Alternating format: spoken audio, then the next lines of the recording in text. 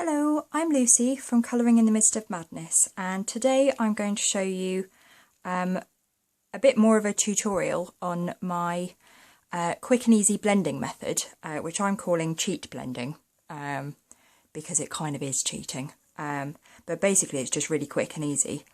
And a lot of you reacted really well to my last video of it, and I thought as I'm using it for this page that I'd show you what I'm doing.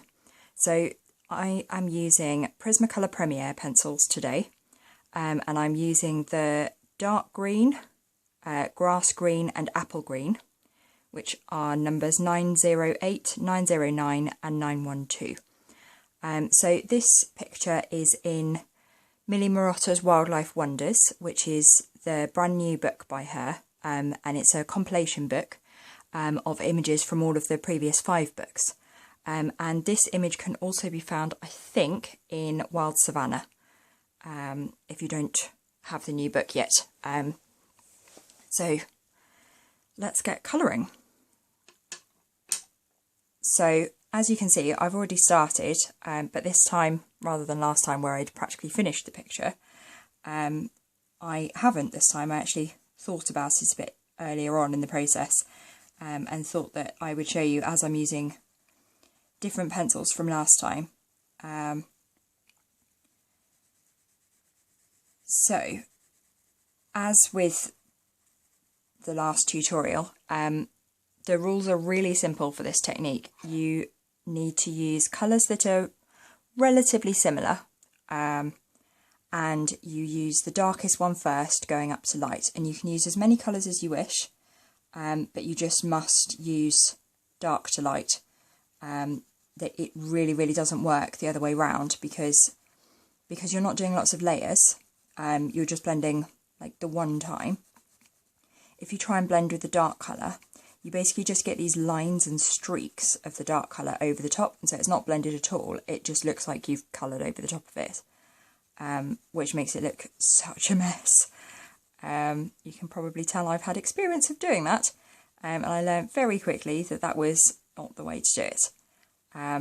So you just build up colour, and then you sort of want to eke it out a bit into a light layer, and then you colour over that with the next lighter colour.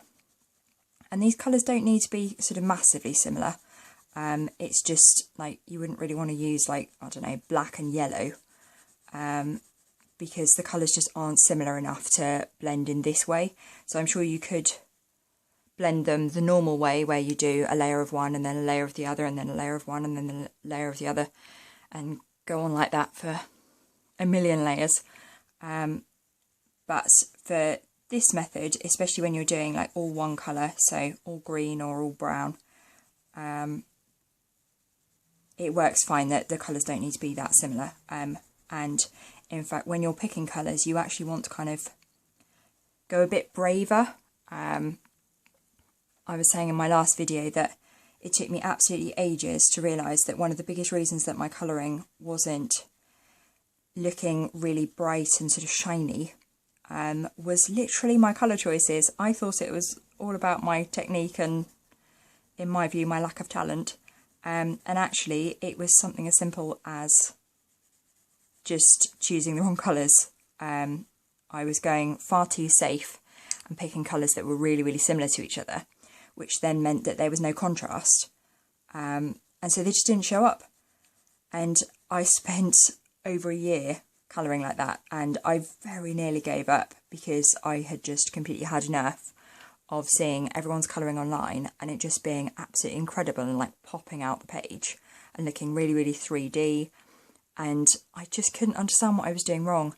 And I can't actually remember how I sort of worked out what it was, but believe me, I have not looked back since then, because using really quite different colours really does work. It does mean you have to blend a little bit more carefully sometimes, especially if they're very different, because you want a seamless blend rather than it being kind of limey and blocky. But especially if you're using soft pencils like Prismacolors or Caran d'Ache Luminance, and even like Polychromos, and Holbein's. They all work with this cheat method that I use. And as you can see, it's really quite quick. Which is why I like it so much, because I was saying in my last video, I'm not a patient person. I'm not the sort of person that I can sit and do the same thing for hours and hours and hours, but if I don't see progress, I get really down. So it's probably not true that I'm not a patient person, because I am. So that's kind of doing me a bit of a disjustice, really. But I like to see that my time has gone somewhere. I do like to see progress. But I mean, this technique is so simple that, like, kids could do this. Like, I wish someone at my school had taught me this in art, because I'd have enjoyed it a hell of a lot more than I actually did. Because, yeah, you literally just colour as hard as you can over the previous layer, and then you do a lighter layer, and I'm doing this in circles so it doesn't go liney, but it really doesn't need to be perfect at all. And then I do a lighter layer still to try and kind of fade it a bit, and then over the top with the apple green, and I just colour as hard as I can again. So it really is very, very simple. I really, really like this technique. I can't use it for everything, but this is how I do kind of the majority of my colouring now, because I always try to colour an image from every book that I review to make sure that I really have kind of properly tested the paper and all of that, to make sure that I'm giving all of you guys an accurate impression of what the book is like, and what the paper's like to use. And that actually does take up a huge amount of time. And obviously with writing the reviews and photographing, and now with doing videos and all of that, there's an awful lot of stuff that goes on behind the scenes. And if it took me days to colour every single page, I don't think I'd have done half as many reviews as I already have. Even though I am pretty slow at getting them sorted. And I did have a huge break earlier on this year because I wasn't very well, and my confidence was through the floor. But now that I'm colouring a bit quicker, and after having such a break from it, because I wasn't colouring for myself while I wasn't reviewing, I just stopped. I didn't really do anything. But I'm actually really enjoying it again now, and I am starting to kind of build up confidence a bit, and I'm really trying to kind of push my boundaries to do new things like tutorials, which I have always flat out refused to do, because it's kind of terrifying. But I'm trying to be brave and do the scary things, and you guys have all been so lovely, so hopefully I'm kind of doing the things that you want me to be doing on the channel. And if you ever do have any ideas, please do, like, stick it in a comment, or message me through my blog or my Facebook page. There's 1,000,001 ways to get hold of me, because I do love to have suggestions, because as I say, I'm not a very confident person, so I'm not the sort of person who kind of sits there and goes, oh, I bet my followers want me to do this, because I often kind of think, well, who am I to do that? Like, I'm not an artist. I'm not that knowledgeable about these things. I mean, I've reviewed a lot of books, but that's kind of as far as my expertise goes, really. I'm very much an expert by experience rather than anything else. And so, yeah, I don't have a huge amount of confidence. And so, because my colouring pages really aren't half as good as loads of other people's, that's sort of why I haven't ever really done tutorials, because there's so many people doing them and they're so much better than I am. But I also know that we all start somewhere, and I've had such a lovely reaction to my original video of showing this technique, and I was really pleased to hear from other people who do it this way, and also people wanting to try it out. So I'm very pleased that I pushed myself way out of my boundaries and comfort zone and actually recorded that video and uploaded it, because I was very tempted to just delete it and pretend it had never existed. But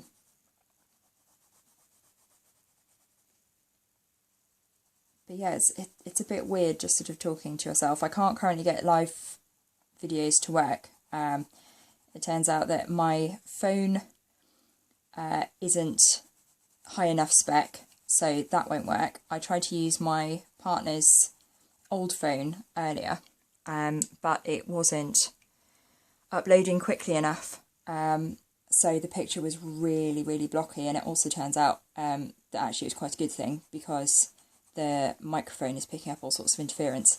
So it sounds like it's raining in the back of the one video that I did record on it, which is the flick through of this book. So I can't use that. So until I can get a new phone, I'm stuck pre-recording everything, because I can't do anything live. Which is a bit of a shame because I do feel a bit of a lemon talking to myself. And I'm really hoping that my neighbours can't hear me. I live in a block of flats. And I do worry about them being able to hear sometimes and think that I might be mad. Hopefully they don't. It's quite late, so they're probably all asleep. And my partner's at work. He's working nights at the moment, so I have to be super quiet during the day because he's asleep. And then at night I'm on my own. So I record crazy videos.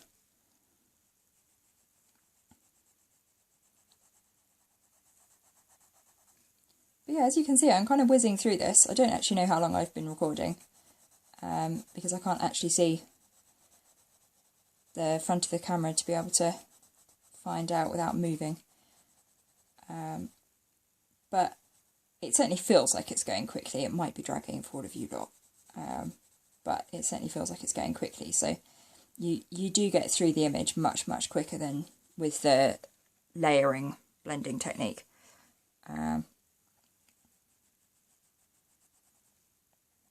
So it certainly satisfies my desire for speed.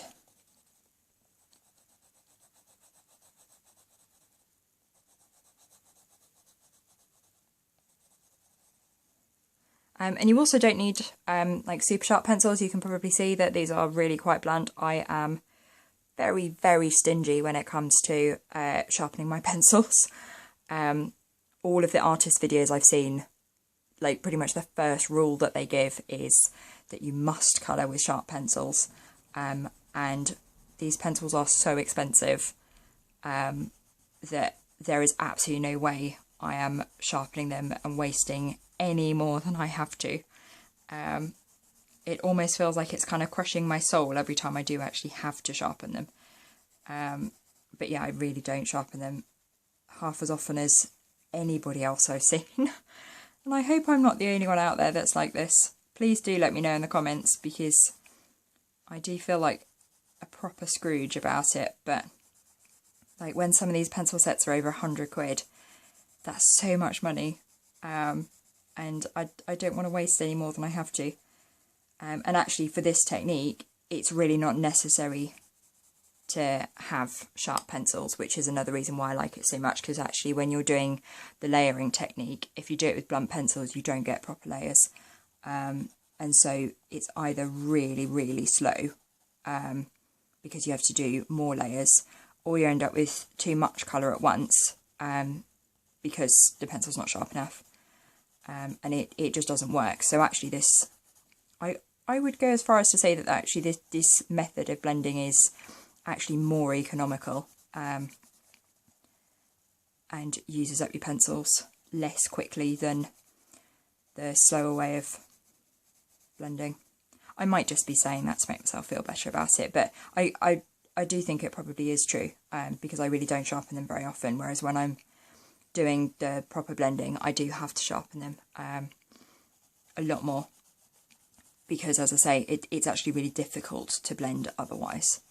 So the only time I really sharpen my pencils for things like this is for like when I was outlining these legs, because obviously the section is so small that you need little bits of each colour, and so if I'm trying to do it with like a really blunt pencil, I either go over the lines, or I end up having way too much of one colour and not actually being able to even get the third colour in.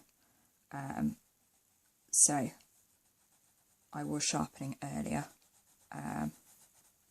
Oh, and I don't know if I've ever mentioned, other than actually on my blog, but my recommendation for pencil sharpeners is the Tagal multi-sharpener, and it has this dial on it which you turn, and that alters the blade inside to sharpen to different length points. So I do everything on a 1, which makes it a really short point, which is particularly good for Prismas.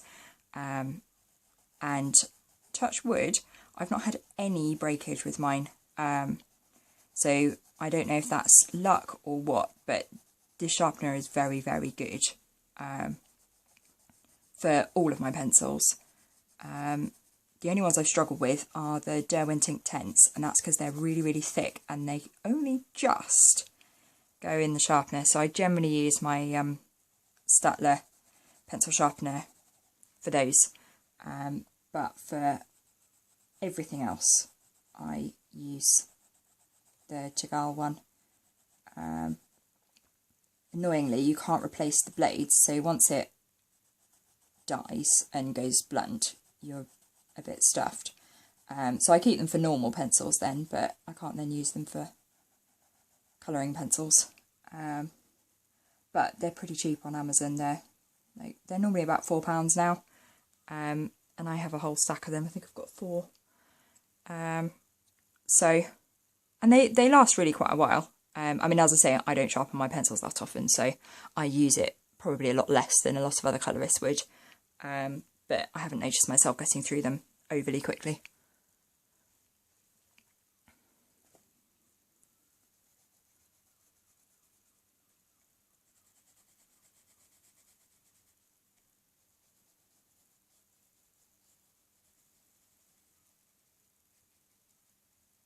But yeah, you really don't need to be very kind of precise with this method. What you must do is make sure that you do little layers of the colour to colour over, because that helps the gradient. If you don't do that, it goes really, really blocky. So don't scrimp on that, because you really will notice that this technique doesn't work if you don't do that. And actually, another tip is the more difference there is between the colours you're using, the more you need to work on the layering underneath. You can still just colour straight over the top of it, but you really do need to get a good gradient layer if the colours are particularly different. Otherwise it won't graduate upwards, and will end up looking very, very blocky and kind of streaky. And that's the same if you don't use circular motions. If you just do lines, it will generally go again quite sort of blocky and lined. But that's kind of the only rules really. And as I say, like, kids could definitely do this, so it's suitable for everybody, which is my kind of technique. I'm a complete perfectionist, so I don't like not succeeding at things like really quickly. I do try to stick at things to like learn them, but I like to get good quickly, and colouring has been quite a steep but also slow learning curve, because yeah, as I say, it took me I think over a year to work out what I needed to know about colours. But yeah, I mean, this Grasshopper's nearly done, and I just looked at the camera and I think I've only been on about 20 minutes, and obviously I had done some bits already, but again, that hadn't taken me very long, so this whole thing would have taken well under an hour, whereas I could still be on like just the head section if I was doing it a different way and with harder pencils. So it definitely is worth giving this a go. And please feel free to steal my colour combinations. I'm completely fine with that, and do let me know if you've used stuff that I've done and it's worked, because I do worry that I'm just sort of different from everybody.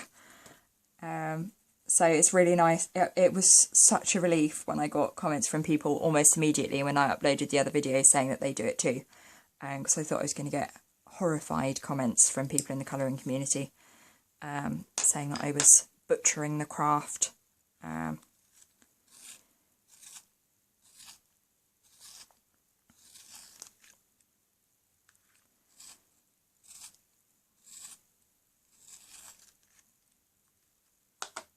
And yeah, I really don't sharpen them any more than I have to.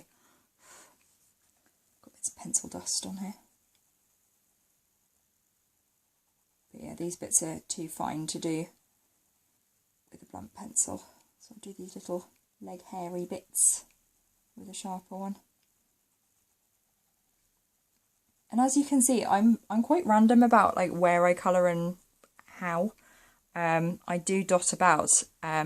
I also don't tend to colour the same colour sections for very long. Not like if I wasn't on camera, I'd be doing bits of the twigs and then bits of the grasshopper and possibly going on to another project, because I get, I wouldn't say bored, but I can stick at the task much longer if I change it up. So I do get kind of impatient. So I do often change colours to spice things up a bit and have a bit more interest.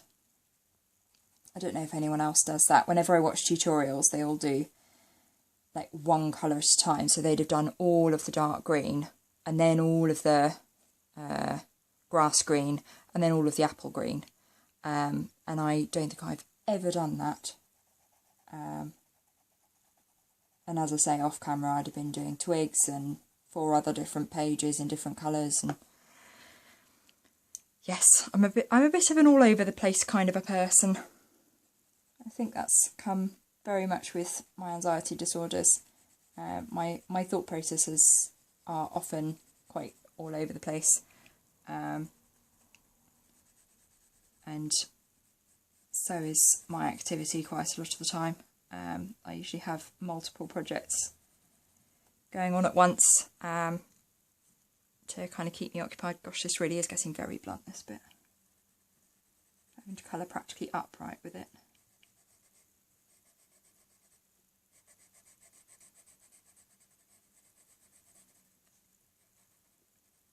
Yes, I think I'm going to actually have to sharpen that for that leg section. There are limits to how blunt it can be before it's nigh on impossible to use.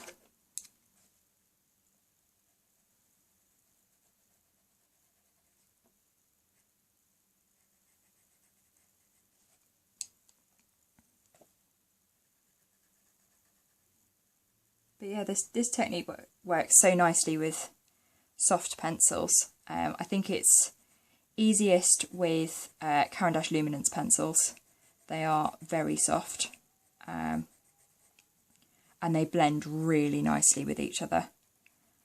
And they are really good with Prismas. It definitely works with Polys and Holbeins, because I've certainly used it for both of those. And those really are the pencils I use most often. I tend not to use others because I find them quite hard.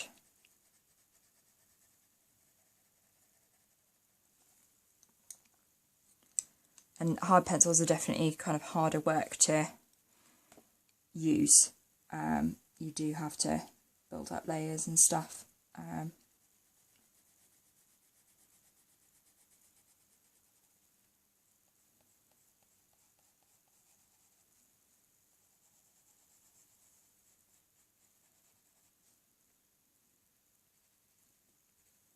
But yeah, we're nearly done with this Grasshopper. And I haven't actually chosen what colours I'm going to do for the kind of branchy bits. I sort of thought they should be green, but I'm a bit bored of green, so I'm sort of thinking about making them brown.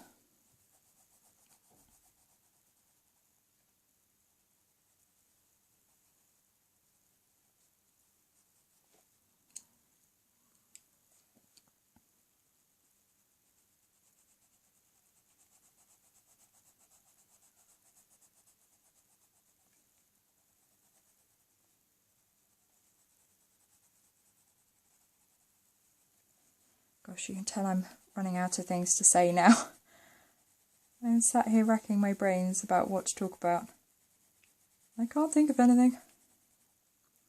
Though this has reminded me that a few weeks ago I kept getting insects in my flat. Mostly it was crane fly, which I am absolutely terrified of because they're basically flying spiders and they have absolutely no sense of direction. And I literally had one in every night for 5 nights. So that was horrible. And then I managed to have a crane fly free night. And I ended up with a cricket on my bedroom ceiling. And it was absolutely tiny. It was very cute and bright green. So I managed to catch that in a glass. And I nicknamed him Jiminy and I released him. So hopefully he's having a happy life back outdoors. Can't say the same for the crane fly. They ended up either whacked with a shoe or hoovered up, depending on where they were. So I absolutely hate them, but I liked the cricket, so I might have to call this Grasshopper Jiminy, but that probably doesn't really work. Whenever I name animals, I always name them with the same letter as the animal itself. And I can't remember what that's called now. But yeah, all of my cuddly toys, they're almost always male. I have no idea why. And I always name them with, well, it's not necessarily the same letter, but the same sound. So I was just thinking, like, if it's a giraffe, it could be J or G, as long as it's a J sound. And occasionally I sort of break that rule because I run out of sounds for certain letters, and then I have to go a bit off-piste. But yeah, Jiminy doesn't really work for a grasshopper. It needs a G sound. I haven't really worked out how to do his wings yet. I had a quick look online earlier at what grasshopper wings look like, and they're generally not sort of out, so I didn't really get a good picture of what they look like. So I'm not quite sure what colours to do them. I might have to leave those. So yeah, as I haven't picked what colour I'm going to do the rest of it, I will leave that there. But as you can see, it is super quick and I think really effective. So yeah, do let me know if you give it a go, and do send me pictures. I'd love to see. And I'm sure I'll be back with more of these videos because they're fun to do. And it's nice to show you guys something that I actually do kind of feel like I'm sort of alright at doing. So yeah, please do give me a thumbs up. Let me know in the comments what you think I should be calling my grasshopper. And also if there are other techniques or tips or anything that you're wanting me to try and teach you, if it's something that I actually know how to do. And yeah, just get in touch. It's really nice to hear from you all. And please do subscribe to my channel so that you know when the videos are up. I post quite sporadically, so I've been on a bit of a spree this weekend with loads of videos. So yeah, do subscribe so that you know when they're all up. And I'll see you again soon. Thanks very much for watching. Bye!